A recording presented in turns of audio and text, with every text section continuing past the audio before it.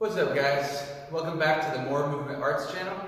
Today I'm going to be talking about strength training for contact sports athletes, or you could say for martial artists specifically. Okay, now in most sports, the sport itself requires you to move along this plane, right? Where you're moving forward, side to side, you're rotating, even like throwing sports like baseball, you're rotating here, right? So the muscles need to contract in a way that help you rotate, okay? Now, building muscle is different than building strength or power, okay? Building muscle is done easiest by heavy resistance training like deadlifts and bench press and overhead press, those kind of things, okay? What I'm talking about is moving athletically, okay? So that you can get in the right position and also have rotational power to be able to exert force on the opponent, all right? So one of the biggest mistakes that people do on that is that they load up their weight, they get a barbell, right? And then they lift it up and down, okay? Or they get underneath it and they push it to and from, okay? And this is linear,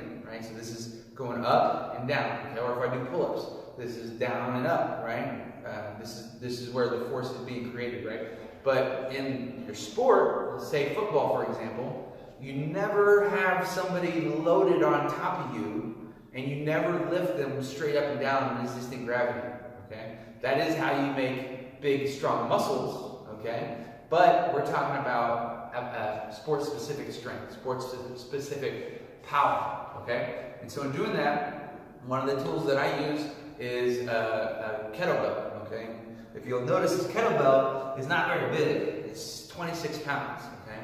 That doesn't mean that it won't turn on my muscles by moving it, okay? Now, if I do resistance training type activity where I do this, right, my typical squat, okay, 26 pounds isn't a lot, okay? But if I do it explosively and I do a squat jump, for example, now I'm turning on all my muscles because I recruit more muscles the faster I move, okay? Now, for this exercise that I'm going to show, this is all about rotational energy, right? This is all about being able to twist and move along this plane or on this way, right? So think about, there's a dome around you. You're a bubble boy. So the bubble boy, he wants to move things within the bubble, okay? You don't want to go in and out towards the edge of the bubble and back to your core, okay? That's not how you develop rotational power, especially with a double push or a double pull, okay? When that happens, you're getting yourself off balance, right? Even football players, when they come off the line here, it's going to be a staggered stance, and you're going to have one that goes forward, and then blocking that, you're twisting, okay? So for this exercise, notice the twisting, noticing that I'm turning my muscles on quickly to move the weight, and then I turn it off as it comes the other way, right? So I'm turning off my muscles and turning them on quickly for a somewhat intense contraction, but it's quick. It's not like when we do deadlift or like our squat here. I'm using my same muscle group the entire time. They turn off a little bit, and then they turn on more. They turn off a little bit, they turn on more, okay? And so whether or not you're eccentrically loading or concentrically loading, that means activating and moving the weight or activating and lowering the weight, it's still constant, okay? And that's not the type of contraction you have in sports. You turn it on and you turn it off. Okay? That's what happens when you run, when you explode through your opponent in football, or in wrestling when you take a shot, right? When you shoot that double leg, you turn them on and you turn them off quick. It's not this sustained long contraction that is overly intense using both legs in the same exact way. Okay, so back here to our lift, okay? This one here, I swing it across my face and I bring it to my hip, this way. Okay, and in doing so, notice how my weight is shifting in my heel and my toes, okay? So my roots are changing the location of the weight. The roots are activated in that.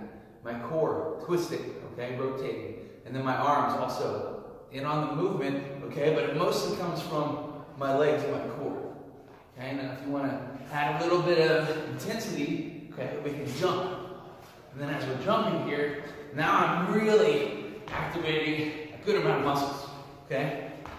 I'm getting that maximum contraction, but again, here, as I go through my jump, I turn it on, and then it's off. Here.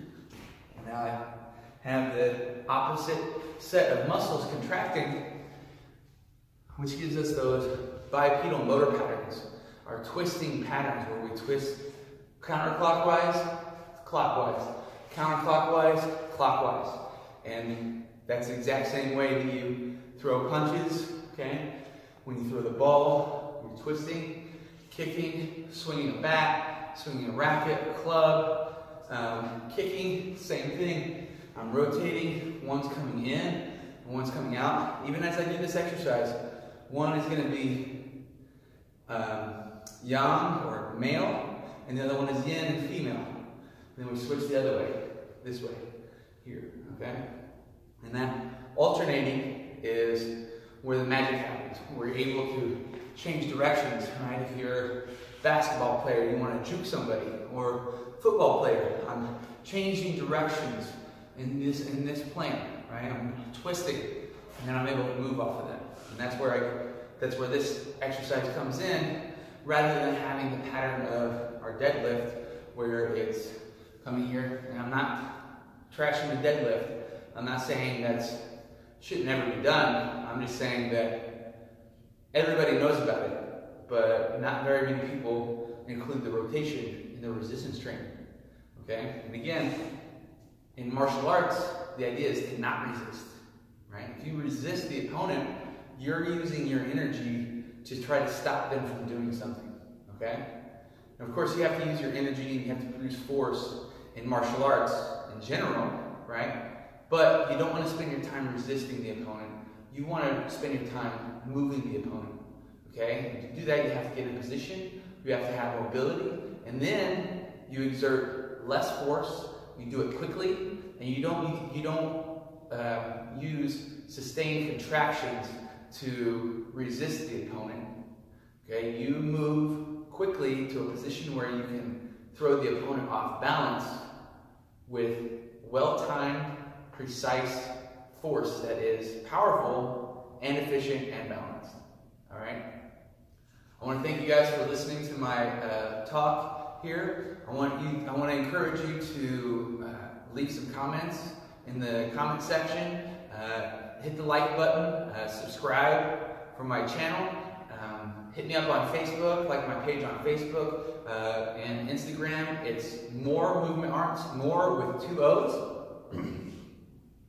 Okay? And if you have any questions, if you have any requests, or if you just have some comments or discussion, and anything you want to see, anything you want to know that's inside my brain, then go ahead and send me a message, and then I'll get back to you, and I might even make a video just for you.